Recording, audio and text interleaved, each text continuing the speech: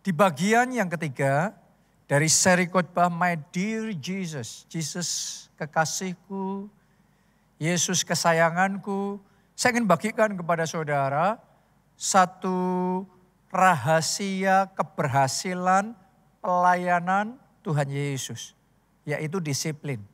Jadi hari ini kita belajar tentang pentingnya disiplin dan disiplin seperti apa yang dipunyai oleh Tuhan Yesus. Kita baca dulu Matius 13 ayat yang ke-54 sampai ayat yang ke-56. Setibanya di tempat asalnya, Yesus mengajar orang-orang di situ di rumah ibadat mereka. Maka takjublah mereka dan berkata, dari mana diperolehnya hikmat itu dan kuasa untuk mengadakan mujizat-mujizat itu? Bukankah ia ini anak tukang kayu? Bukankah ibunya bernama Maria dan saudara-saudaranya Yakobus, Yusuf, Simon dan Yudas? Dan bukankah saudara-saudaranya perempuan semuanya ada bersama kita? Jadi dari mana diperolehnya semuanya itu? Nah, dalam pembacaan yang baru saja kita lakukan ini, saudara bisa melihat bahwa orang-orang di kota asalnya Yesus, yang ngerti Yesus sejak kecilnya seperti apa. Mereka ngerti bertumbuhnya Yesus seperti apa. Setelah sekian lama, terus Yesus kembali ke kota mereka, ngelihat Yesus lagi, kita mencatat mereka terheran-heran menyaksikan transformasi yang dialami oleh Tuhan Yesus. Kenapa? Karena waktu kecil kayaknya buat mereka biasa aja, nggak ada yang spesial, sama dibandingkan dengan anak-anak yang lain. Tapi kemudian setelah dewasa, pada waktu kembali ke kota asalnya itu kok tiba-tiba ini penuh dengan hikmat. Yesus yang sama tapi penuh dengan kuasa, penuh dengan otoritas ilahi yang luar biasa. Jadi ini transformasinya masif sekali dan membuat mereka terheran-heran. Padahal sampai dengan usia 30 tahun sebelum kemudian dia mulai booming. Seolah-olah gak ada bedanya sama yang lainnya. Seolah gak ada tanda-tanda bahwa Yesus bakal jadi orang besar. Dan semuanya itu terjadi bukan karena Tuhan Yesus bermalas-malasan, tetapi memang karena belum waktunya. Jadi Tuhan Yesus tuh ngerti ya, waktunya. Kapan sudah tiba kairosnya, momennya Allah bekerja di dalam kehidupannya. Jadi Yesus ngerti, bahkan pada waktu dia ada di perjamuan kawin di Kana, ibunya suruh dia untuk bantu supaya mempelai yang kehabisan anggur itu bisa tertolong. Yesus jawabannya belum waktunya. Jadi ternyata Yesus tuh tahu bahwa segala sesuatu ada waktunya. Ada momennya. Ada kairosnya. Saya berdoa untuk hidup saudara tahun ini. Momennya saudara. Tahun ini kairosnya Tuhan akan bekerja dengan dahsyat dan luar biasa lebih dibandingkan tahun-tahun yang sebelumnya di dalam kehidupan saudara. Karena itulah yang dialami Yesus. Begitu tiba momen kairosnya, tiba-tiba yang selama 30 tahun kayaknya biasa-biasa, dalam sekejap jadi luar biasa. Itu juga yang dialami oleh Yusuf. Yusuf itu dipromosikan menjadi Perdana Menteri Mesir umur 30 tahun. Artinya waktu umur 29 tahun Yusuf masih jadi narapidana. Yusuf masih di penjara. Orang gak bisa ngelihat apa-apa. Gak ada masa depan terang di dalam kehidupan Yusuf. Tapi begitu tiba momennya Tuhan, begitu kairos Tuhan datang, Yusuf yang sama tiba-tiba jadi luar biasa. Daud juga sama. Daud diangkat jadi raja umur 30 tahun. Jadi dengan kata lain, waktu umur 29 tahun Daud itu masih pelarian. Dia masih terlunta-lunta, dikejar-kejar oleh Saul. Dia masih ada di gua Adulam. Hidupnya masih tidak menentu, gak jelas masa depannya. Tapi yang luar biasa, dalam keadaan yang seperti itu, begitu tiba waktunya, dalam sekejap perubahan terjadi. Itu Kairos, itu momennya Tuhan. Dan saya berdoa tahun ini Kairos Tuhan datang dalam hidup saudara. Dan ketika Kairos itu datang, tiba-tiba perubahan terjadi. Tiba-tiba lompatan dahsyat terjadi. Tiba-tiba transformasi besar Anda alami di dalam kehidupan saudara. Ini sama seperti pohon bambu Cina. Anda pernah dengar kisahnya apa tidak? Ternyata saudaraku, masa pertumbuhan pohon bambu Cina ini yang menentukan adalah di tahun kelima. Karena selama 5 tahun pertama, pertumbuhannya kayak pelan banget. Pertumbuhannya kayak biasa banget. Bukan berarti dia nggak bertumbuh. Tapi akarnya yang bertumbuh ke dalam. Ya, tetapi yang kita lihat di atas permukaan tanah, paling cuma beberapa puluh sentimeter selama 5 tahun. Coba Anda renungkan itu. Yang luar biasa, di tahun kelima, tiba-tiba kayak Kairos Tuhan datang untuk pohon bambu Cina ini. Dan tiba-tiba dia masuk di dalam satu masa pertumbuhan yang mengagetkan luar biasa. Dalam setahun saja, ketinggian yang tadinya cuma beberapa puluh sentimeter, tiba-tiba bisa naik sampai beberapa puluh meter, sampai 30 meter. Dan itu mencengangkan, itu mengagetkan, itu satu transformasi yang luar biasa. Oh, saya berdoa tahun ini momennya transformasi Tuhan kerjakan dalam hidup kita. Ini tahunnya Kairos Tuhan buat gereja kita ngalami lompatan besar, ngalami great multiplication yang luar biasa. Saya berdoa ini tahunnya Anda diangkat, dipromosikan dan mengalami ekspansi yang luar biasa, promosi dan terobosan yang dahsyat di dalam kehidupan saudara. Siapa yang mau ngalami Kairos yang dari Tuhan? Siapa yang mau ngalami momen Tuhan datang di dalam kehidupan saudara? Transformasi yang luar biasa. Kuncinya adalah disiplin. Nah, kadang-kadang sebagian orang nggak ngerti. Buat sebagian orang yang namanya Kairos Tuhan datang tiba-tiba tanpa ngapa-ngapain. Jadi cuma bermalas-malasan, nanti kalau sudah waktunya Tuhan kan jadi sendiri.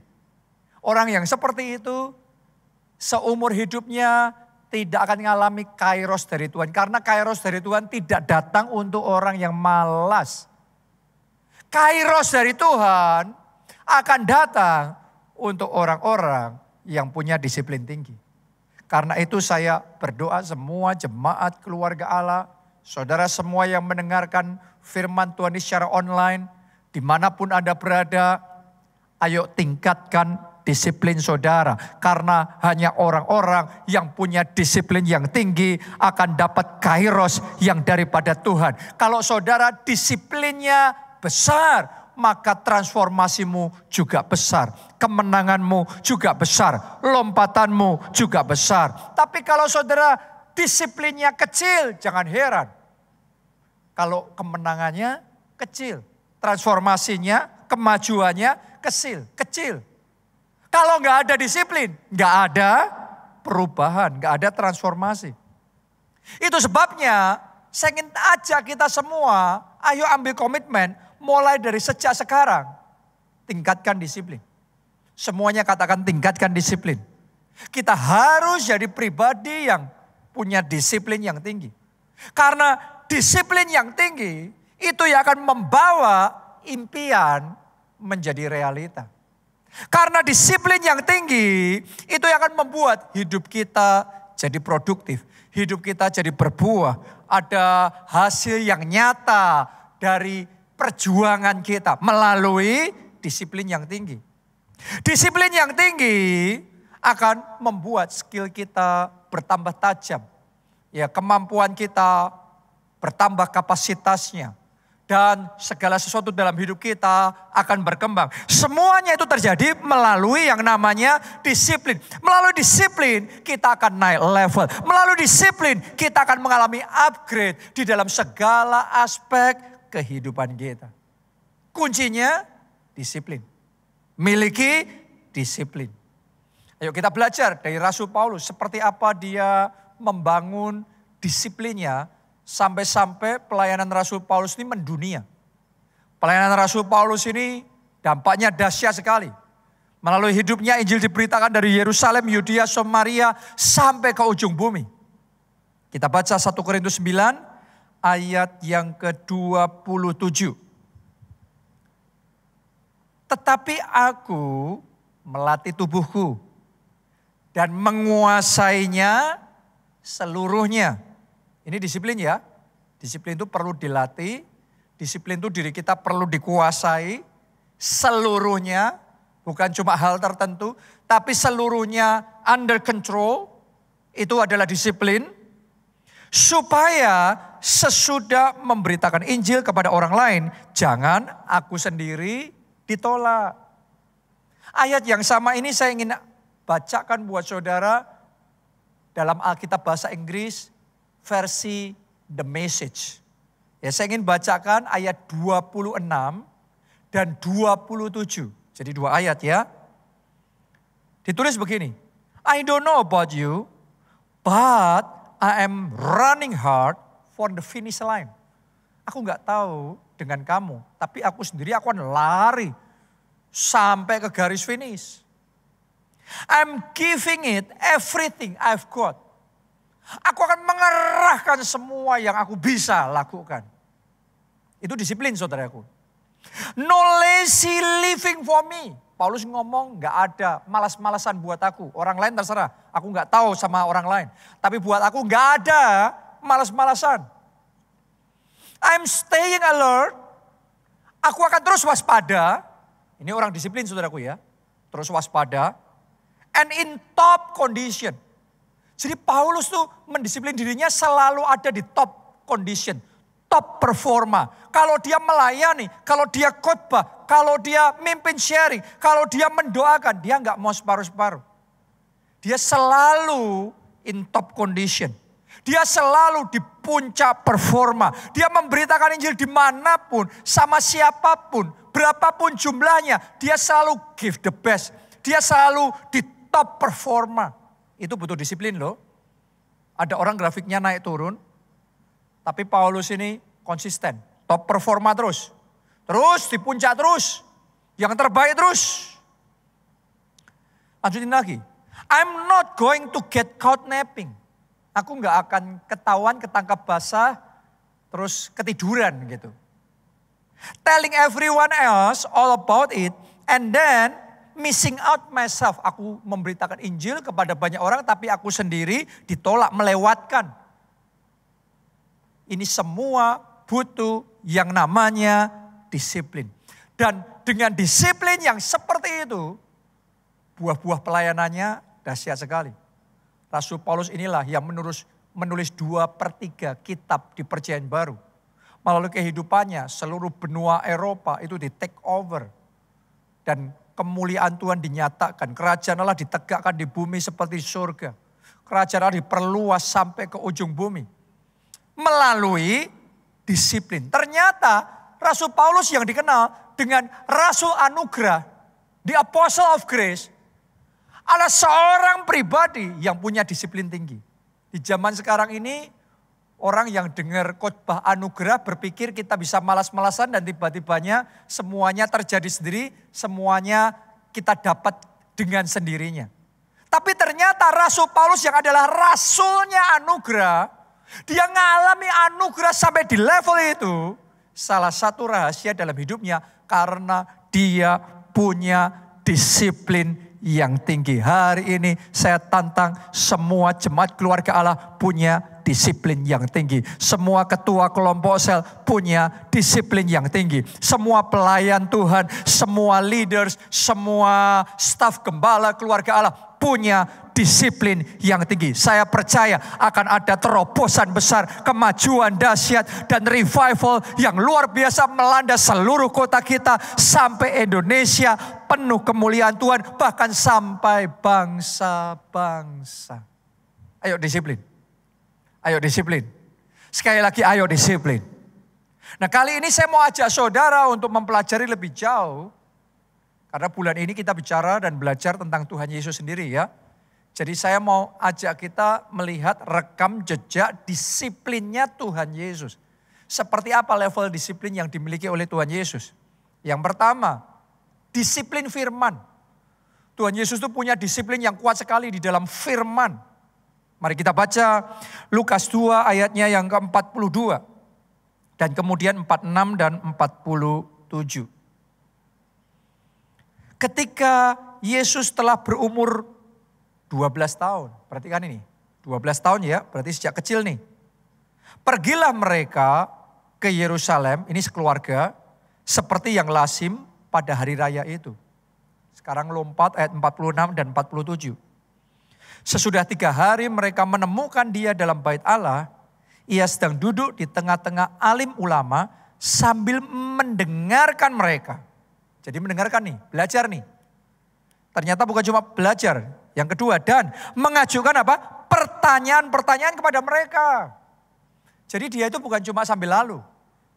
Dia belajar, terus dia mengajukan pertanyaan-pertanyaan. Untuk memastikan yang dia pelajarin benar. Ya, untuk memastikan dia ngerti sampai ke akar-akarnya. Jadi ada kehausan belajar yang sangat besar yang dimiliki oleh Tuhan Yesus untuk belajar firman Tuhan. Disiplinnya untuk belajar firman Tuhan ternyata sudah sejak dari kecil. Dia punya ketertarikan besar di dalam firman Tuhan. Ayat 47. Dan semua orang yang mendengar dia sangat heran akan kecerdasannya dan segala jawab yang diberikannya. Hebat sekali saudaraku. Jadi bukan cuma mendengar, bukan cuma mengajukan pertanyaan, tapi dia juga memberikan jawaban-jawaban. Jadi ada timbal balik. Dan ketika dia memberikan jawaban-jawaban, orang tuh bisa ngerasain ini jawabannya bukan asal jawab. Ini jawabannya bukan jawaban kosong, jawaban yang mentah. Tapi jawabannya ini tajam. Jawabannya ini berbobot. Jawabannya ini penuh dengan hikmat. Sampai orang-orang yang di sana terkagum-kagum sama anak kecil umur 12 tahun. Oke, zaman sekarang SMP kelas 1. Jadi ternyata ini kunci dari rahasia keberhasilan pelayanan Tuhan Yesus. Disiplin dalam firman Tuhan. Itu sebabnya jangan heran karena sudah sejak kecil ya. Dan terus disiplin firman. Makin hari dia makin belajar firman. Makin lama dia punya clarity yang semakin jelas. Dia punya kejelasan yang semakin gamblang. Sesuatu itu saudaraku ya, sama-sama kita mempelajari. Tapi kalau kita mempelajari lagi, dan lebih lagi, dan lebih lagi, maka kejelasannya akan tambah tajam. Tadinya masih samar-samar, tadinya masih ngeraba-ngeraba, tadinya cuma ngerti gambaran besarnya. Tapi sekarang kita ngerti dengan details. Kita ngerti angle-angle-nya, kita ngerti seluk-beluknya. Ketajamannya luar biasa. Kenapa? Karena disiplin firman. Itu yang dialami oleh Tuhan Yesus. Dia punya kejelasan yang luar biasa. Itu yang menjadi alasan kenapa Tuhan Yesus tahu benar arah yang Allah mau di dalam kehidupannya. Dia tahu rencana Allah dengan jelas. Dia ngerti direction yang harus dia ambil. Dia enggak coba-coba. Dia tahu rumus pastinya. Dia tidak menyimpang ke kanan, tidak menyimpang ke kiri. Hikmatnya sangat tajam. Dia sangat kuat sekali. Dia tahu apa yang harus dilakukannya dan bagaimana cara melakukannya. Itu semua kejelasan dia temukan karena disiplin firman yang sangat kuat di dalam kehidupannya. Itu sebabnya pelayanannya berdampak besar dan pelayanannya berbuah luar biasa sampai orang-orang di kota asalnya yang sudah lama gak ketemu dia. Begitu ketemu, tadi kita baca, mereka terheran-heran. Ini luar biasa sekali. Hikmat itu gitu saudaraku. Hikmat itu kita belajar sekarang, kita belajar kayaknya gak langsung. Tapi over the time, melewati sekian waktu, tiba-tiba itu perubahannya bisa huge sekali. Bisa besar sekali. Jadi hari ini, saya ingin ajak saudara, jangan meremehkan lagi. Ayo disiplin firman. Semuanya katakan disiplin firman. Semuanya katakan saya harus disiplin firman. Sementara Anda disiplin firman, nanti Anda akan lihat firman Allah semakin tertanam. Clarity, kejelasan saudara akan semakin tajam. Anda dalam hidup ini gak coba-coba lagi. Dalam membangun keluarga, di dalam membangun pekerjaan, keuangan, di dalam membangun pelayanan, dan di dalam setiap aspek hidup saudara. Anda tahu apa yang diajarkan firman Tuhan. Anda melangkah dengan mantap. Iman saudara kokoh menuju firman yang Anda yakini dengan sungguh-sungguh. Tertanam dalam hidup saudara. Dan karena itu Anda akan mengalami terobosan dan kemenangan besar di dalam kehidupan saudara. Saya sendiri juga meningkatkan disiplin firman di dalam kehidupan saya. Setiap hari, setiap pagi dan malam, saya mengisi diri saya dengan firman Tuhan. Ya, jadi bukan cuma sesekali ya, tapi setiap pagi dan malam saya mendisiplin diri saya, mengisi diri saya dengan firman Tuhan. Saya mencharge pikiran saya dengan firman yang berisi hikmat. Untuk apa? Untuk membukakan pikiran saya. Untuk membuat saya jadi tahu nih, apa yang harus saya lakukan, apa yang Tuhan mau saya kerjakan. Terus untuk mengatasi masalah seperti ini, caranya gimana? Saya belajar dari firman. Untuk membalikkan keadaan gimana caranya? Untuk supaya bisa mengalami kemenangan, jalan untuk menang seperti apa? Saya pelajari satu persatu, tiap hari. Biasanya material utama tentunya Alkitab. Tapi juga saya belajar tiap hari hal-hal, material, konten, buku yang sejalan dengan firman Tuhan. Additionalnya. Ya, tapi main utamanya firman dan itu tiap hari. Jadi tiap pagi sebelum saya sibuk ngelakuin yang lain. Ya setelah saya doa, saya bersekutu sama Tuhan. Saya juga mencharge pikiran saya dengan firman. Terus saya belajar. Jadi tiap pagi selalu ada progres, ada peningkatan dalam level hikmat, level pikiran. Dan itu akan sangat membantu sepanjang hari produktivitas saya di dalam pelayanan, di dalam pekerjaan meningkat dengan drastis. Kenapa? Karena ada firman Tuhan. Itu sebabnya buat saudara yang saat ini menghadapi masalah di dalam kesehatan saudara. Charge diri saudara, isi diri saudara dengan firman tentang kesehatan. Anda yang mengalami masalah dengan keuangan, Anda belajar tuh Alkitab, firman Tuhan, prinsip-prinsip keuangan Alkitabiah. Anda isi diri saudara dengan firman, Anda praktekkan dengan sungguh-sungguh dalam kehidupan saudara. Anda yang mengalami masalah di dalam pernikahan, di dalam keluarga, saudara belajar dari firman Tuhan, gimana untuk mengatasi masalah, konflik, suami istri, gimana untuk bisa membangun kesatuan di dalam keluarga. Belajar tuh dari firman. Karena itu kunci segala sesuatunya. Kalau saudara belajar dari firman, nanti akan melihat buah-buah firman Allah itu ya dan amin. Anda akan melihat yang tadinya bermasalah, sekarang ada jalan keluar. Yang tadinya pintu-pintu tertutup, sekarang pintu-pintu akan terbuka. Tiba-tiba ada terobosan terjadi, ada mujizat terjadi, ada pembalikan keadaan, ada solusi yang Anda dapatkan. Karena itu, isi diri saudara, charge diri saudara dengan firman tiap hari. Caranya gimana? Simple, mulai dengan baca Alkitab. Baca 1-3 pasal tiap hari. Jangan lupa dengarkan juga khotbah-khotbah dari gereja kita. Ya, dari Pak Obaja, dari saya, dari Pastor Nita. Saudara bisa ngisi itu. Oke, terus kemudian sementara Anda belajar itu, Anda pikirkan. Anda renungkan dan dalami firman. Karena firman yang sama yang Anda terima ini, kalau sekilas lalu, sama Anda pikirkan lagi. Anda dalami lagi, Anda renungkan lagi.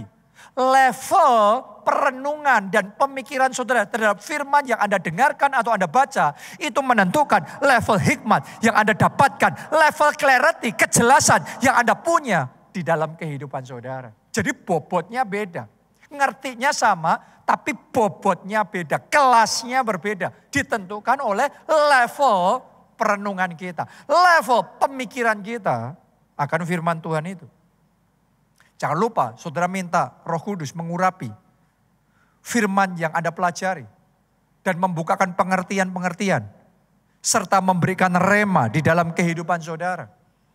Jangan lupa juga, Anda dapat sesuatu dari firman yang Anda pelajari, Anda catat itu.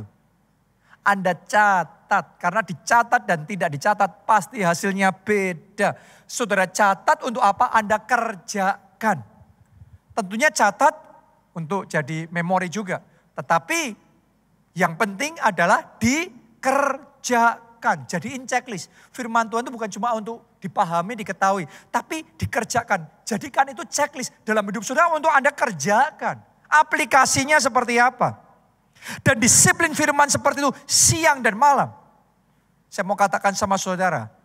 Engkau akan mengalami kuasa firman itu nyata dalam kehidupan saudara. Dan kemudian jadilah saksi Kristus. Biarlah melalui kesaksian saudara banyak orang lain juga dibangun imannya. Banyak orang lain juga mengalami terobosan dahsyat di dalam kehidupannya. Oke? Itu yang pertama. Disiplin firman.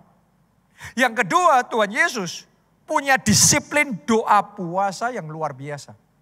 Ini alasan kenapa dia mengalami perubahan sampai membuat tetangga-tetangganya zaman dulu terheran-heran, kok perubahannya fantastis sekali. Kuncinya disiplin, doa, puasa. Ayo kita baca Markus 1 ayatnya yang ke-35. Pagi-pagi benar, waktu hari masih gelap, ia bangun dan pergi keluar, ia pergi ke tempat yang sunyi. Perhatikan apa yang Yesus lakukan dan apa? Berdoa di sana. Anda harus ngerti, malam sebelumnya Yesus itu pelayanan seharian full. Pagi sampai malam melayani begitu banyak orang. Doain begitu banyak orang. Nyembuhin begitu banyak orang. Ngusir setan dan membawa kelepasan sama begitu banyak orang. Anda kalau sudah kayak gitu, seharian full sampai malam, pasti besoknya badan itu rasanya capek dan kepinginnya istirahat. Nah, Anda harus ngerti konteksnya ayat yang kita baca ini dalam kondisi tubuh yang kayak gitu dicatat pagi-pagi benar. Bukan siang loh ya. Pagi-pagi benar. Waktu hari masih gelap.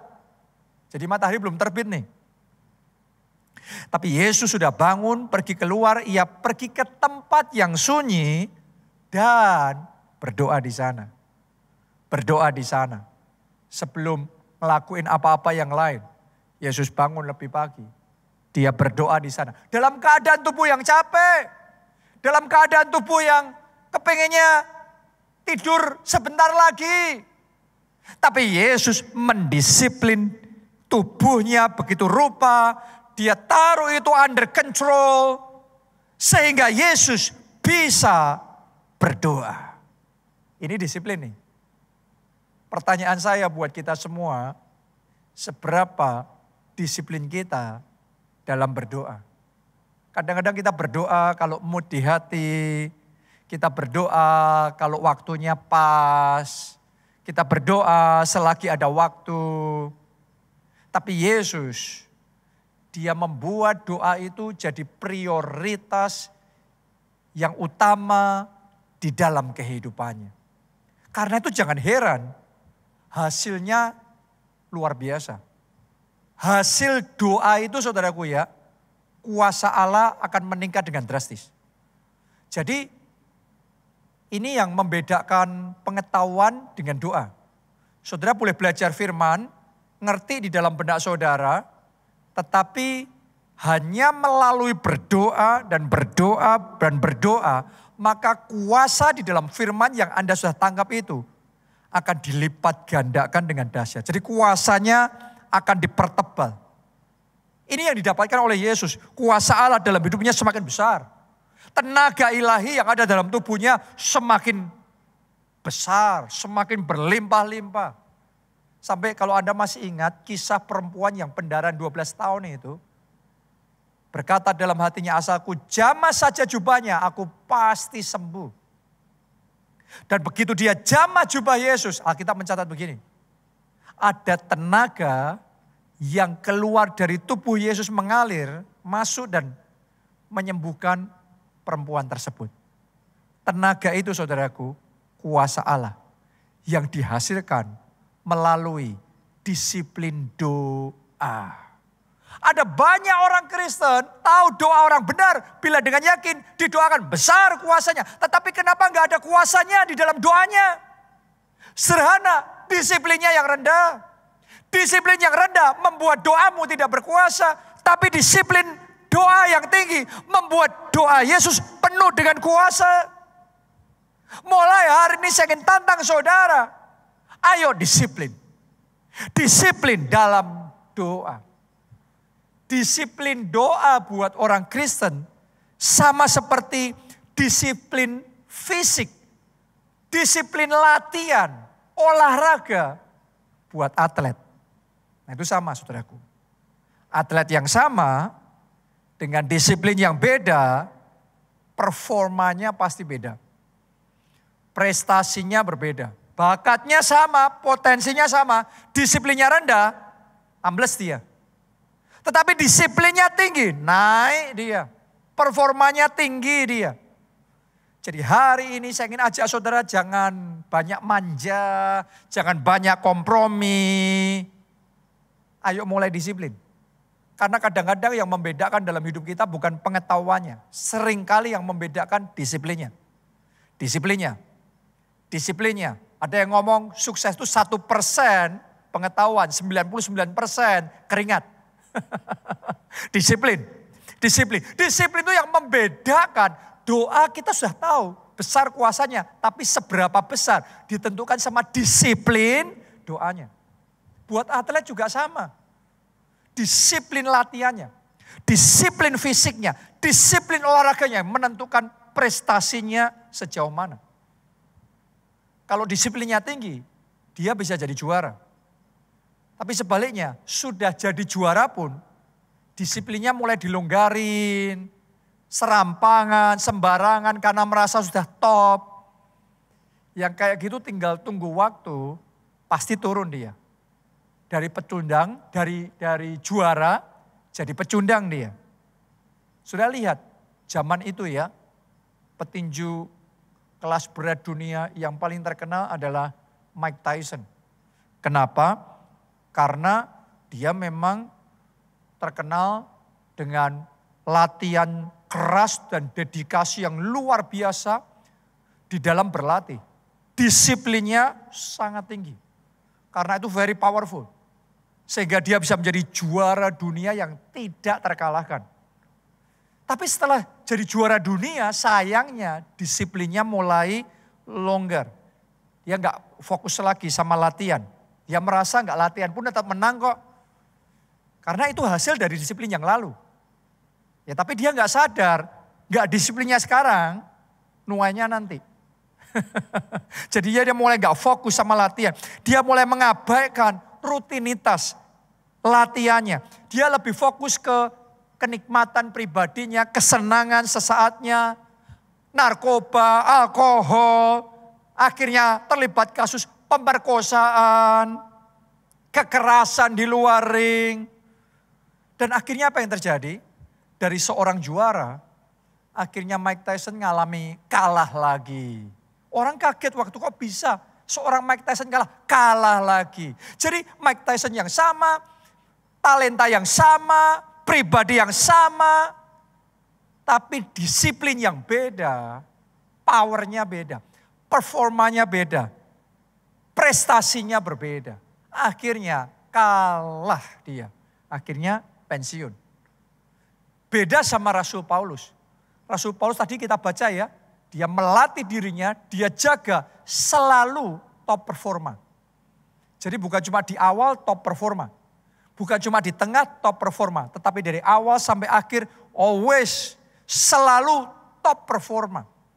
Saya berdoa di dalam pelayanan saudara sama Tuhan, dalam pekerjaan saudara, dalam apapun yang saudara lakukan, selalu top performa. Karena Anda mau disiplin di dalam kehidupan saudara.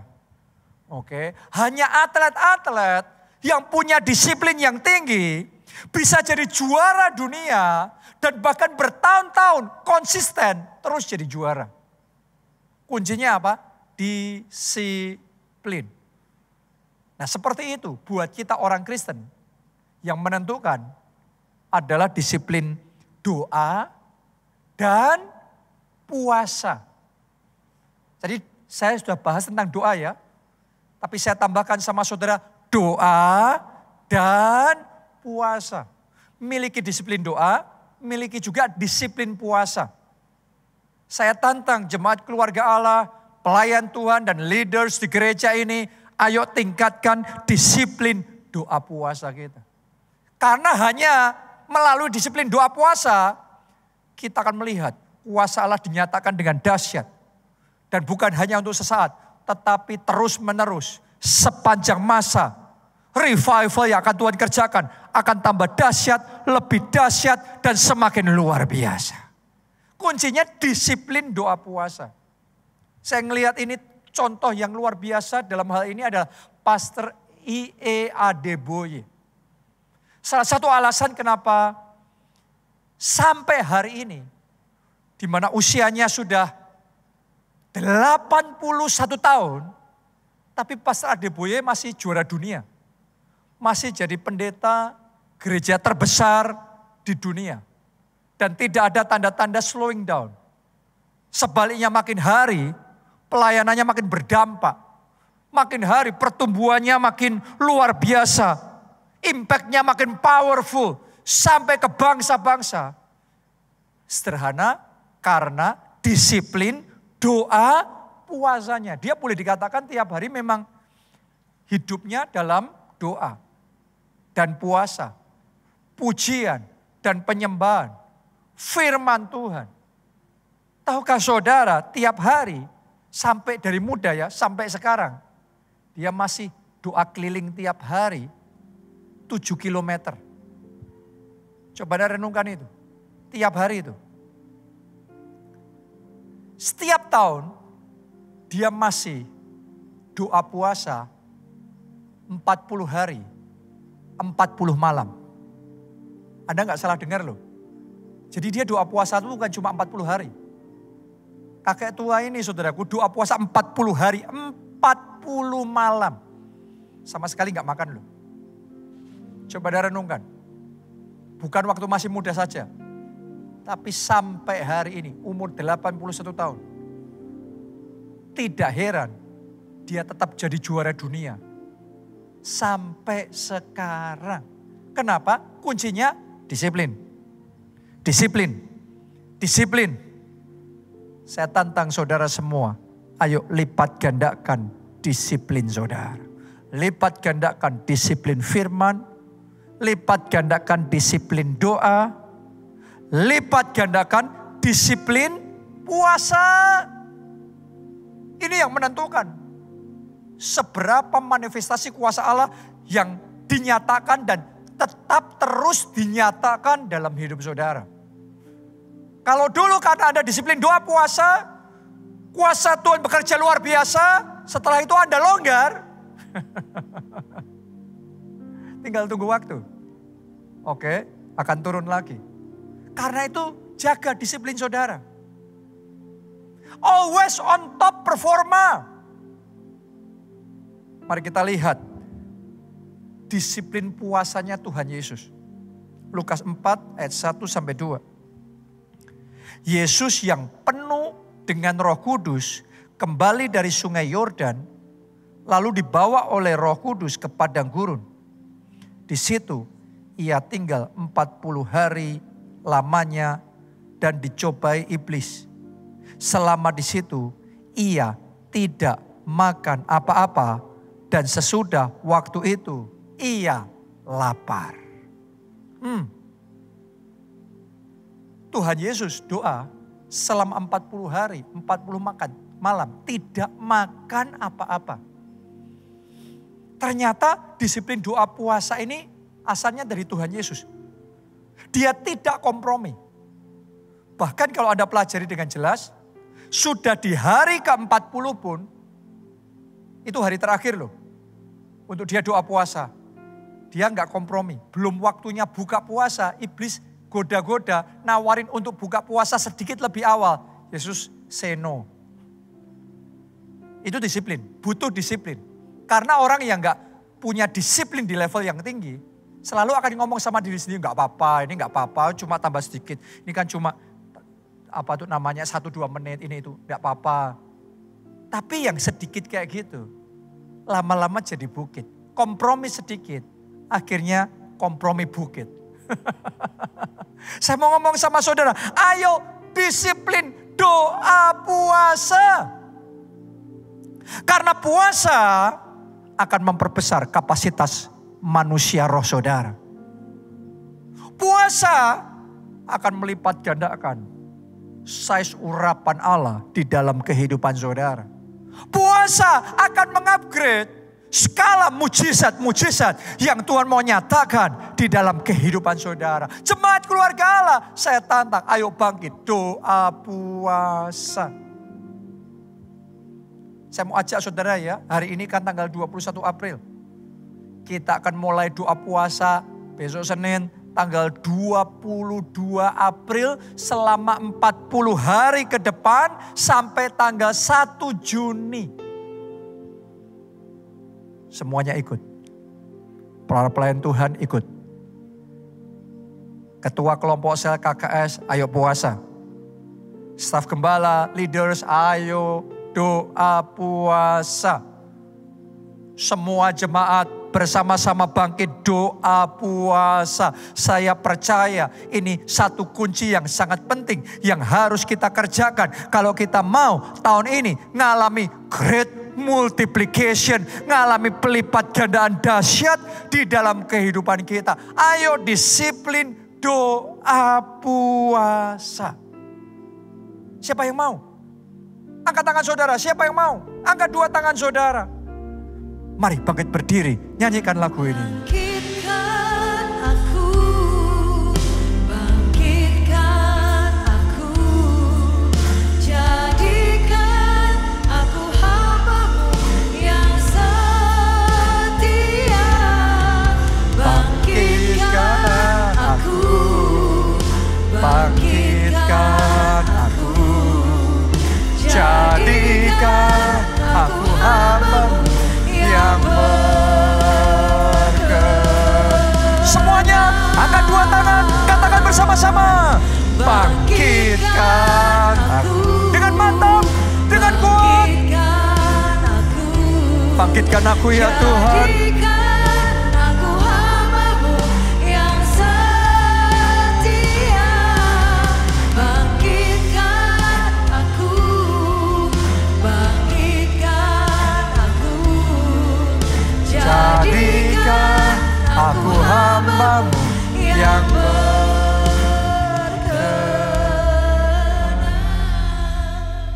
Di bagian awal khotbah ini, tadi kita sudah belajar bagaimana tetangga-tetangga Yesus, orang-orang dari kota asal Yesus yang sudah sekian lama gak ketemu, terus kemudian ketemu sama Yesus, mereka terheran-heran.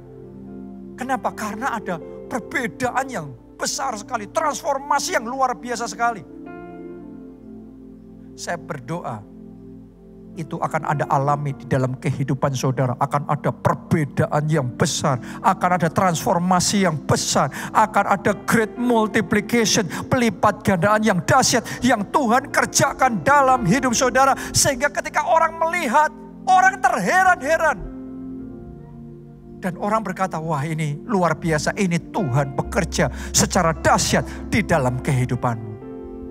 Saya berdoa itu Anda alami dalam hidup saudara. Tapi untuk saudara bisa ngalami itu, saudara harus tahu. Nomor 1, Anda harus jalannya sama Yesus. Bukan jalan sendiri. Bukan berjuang sendiri. Kita butuh Yesus di dalam hidup kita. Karena itu saya mau beri kesempatan buat Anda yang belum pernah undang Yesus sebagai Tuhan dan Juru Selamat. Ayo buka hati. Minta dia jadi. Jalanlah sama Yesus. Maka engkau akan terima pengampunan dosa. Engkau juga akan terima hidup kekal. Jaminan masuk, pasti bisa masuk di dalam kerajaan surga. Anda yang mau itu, kita angkat dua tangan kita. Ikuti doa ini. Katakan, Tuhan Yesus, masuklah dalam hatiku. Jadilah Tuhan dan Juru Selamatku. Ampuni dosa-dosaku. Selamatkan aku ya Tuhan. Mulai sekarang, hidupku milik Tuhan Yesus. Aku ikut Yesus, melayani Yesus. Melalui hidupku, nama Yesus dipermuliakan. Terima kasih Tuhan. Aku percaya, aku sudah diselamatkan. Amin. Yang kedua, sekarang di sini, siapa yang mau meresponi firman Tuhan untuk meningkatkan level disiplin saudara? Bukan naik turun, tapi disiplin yang konsisten. Karena disiplin itu kunci great multiplication terjadi. Anda yang mau untuk meningkatkan disiplin, Anda yang mau disiplin firman, dan lebih lagi disiplin doa puasa. Ikut doa puasa 40 hari. Ayo angkat dua tangan saudara, tinggi-tinggi. Katakan, Tuhan Yesus, aku komit disiplin firman, disiplin doa, disiplin puasa. Ayo semuanya berdoa. Oh, aku mau Tuhan ikut dalam doa puasa 40 hari. Ajari aku, mampukan aku, kuatkan aku, pasti bisa. Bersama Yesus bisa. Bersama Yesus pasti bisa. Bisa. Bisa. Doa puasa 40 hari bisa. Ayo disiplin saudara. Ayo disiplin. Jangan manja. Jangan lembek. Ayo disiplin.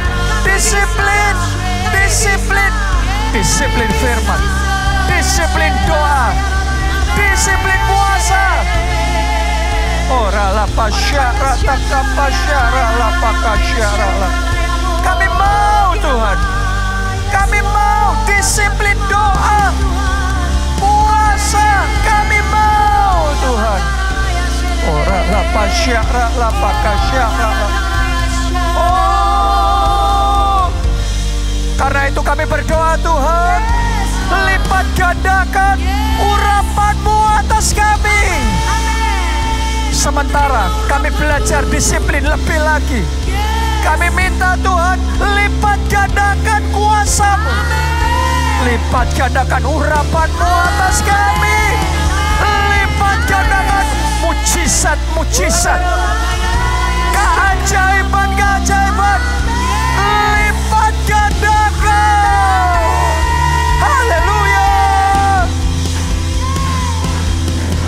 Bangkitkan aku, bangkitkan aku, jadikan aku hamba-Mu yang setia. Kami mau setia, aku mau setia. Aku, bangkitkan aku, jadikan aku hamba-Mu Yang berkenan.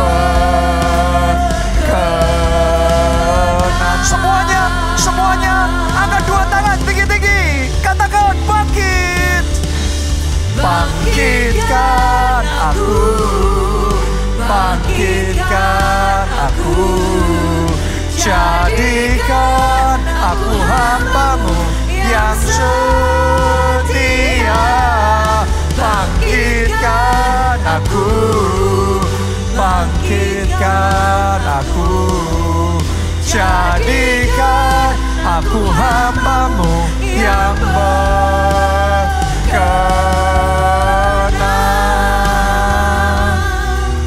Jadikan aku hamba-Mu yang berkenan.